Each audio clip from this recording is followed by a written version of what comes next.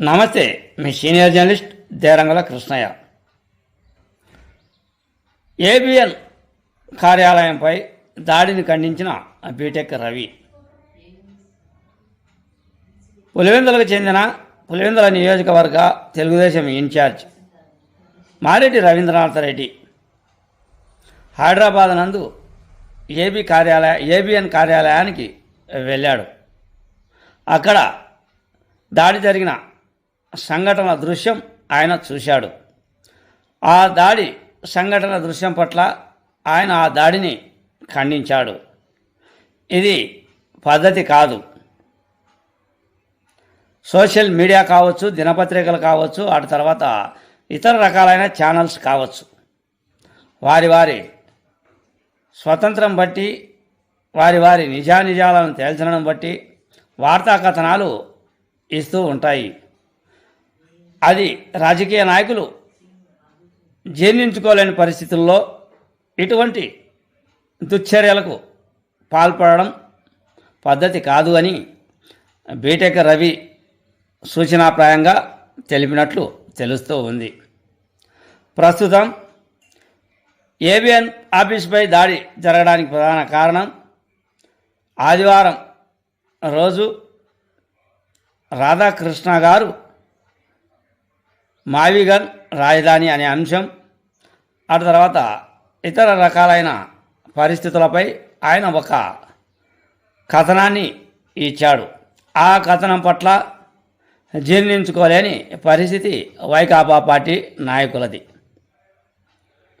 ఆక్రోశం, ఆవేశం అన్నీ ఏబిఎన్ కార్యాలయంపై దాడికి తీసే కారణాలు అయ్యాయి. ప్రస్తుతం ఛానల్స్ కావచ్చు, దినపత్రికలు కావచ్చు, ఏ రాజకీయ పార్టీకి సంబంధించిన వార్తా కథనాలు ఇస్తూ ఉన్నప్పటికీ సంయమనం పాటించాలి, ఓర్పు అనేది ఉండాలి. మాజీ ముఖ్యమంత్రి జగన్మోహన్ రెడ్డి పేపర్ పెట్టాడు. ఆయన కూడా ఛానల్ నడుపుతూ ఉన్నాడు సాక్షి పేరుతో.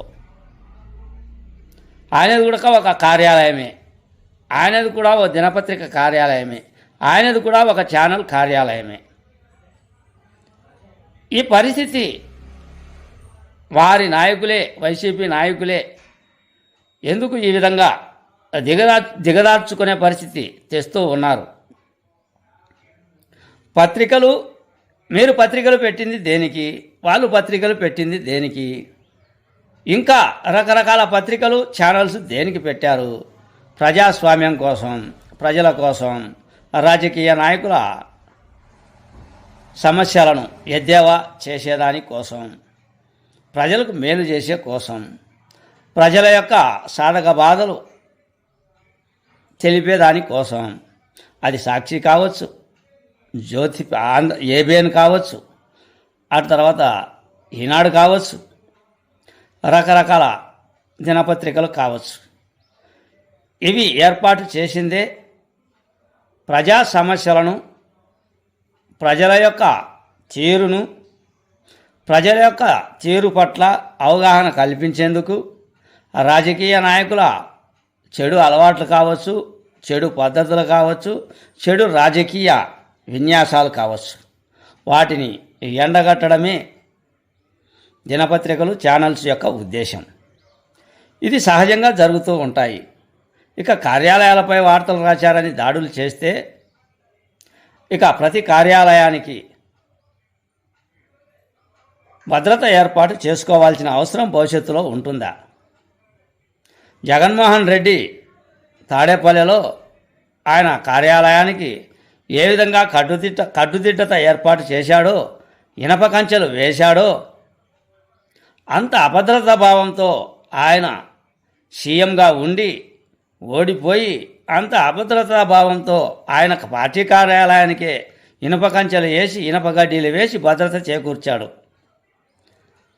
అంటే ప్రతి కార్యాలయం, ప్రతి దినపత్రిక కార్యాలయం, ప్రతి ఛానల్ కార్యాలయం జగన్మోహన్ రెడ్డి మాదిరిగా కంచెలు ఏర్పాటు చేసుకోవాలి అన్న ఉద్దేశమా?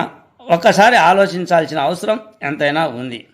అది ఏ పత్రిక అయినా కావచ్చు, ఎటువంటి పత్రిక అయినా కావచ్చు, ఏ కోణంలో రచన అటు తర్వాత రాతలు రాశారో ఆ విషయం ప్రజలకు అందుబాటులో ఉందా, ప్రజలకు న్యాయం జరుగుతుందా అనే కోణంలో ఆలోచించాల్సింది అందరూ.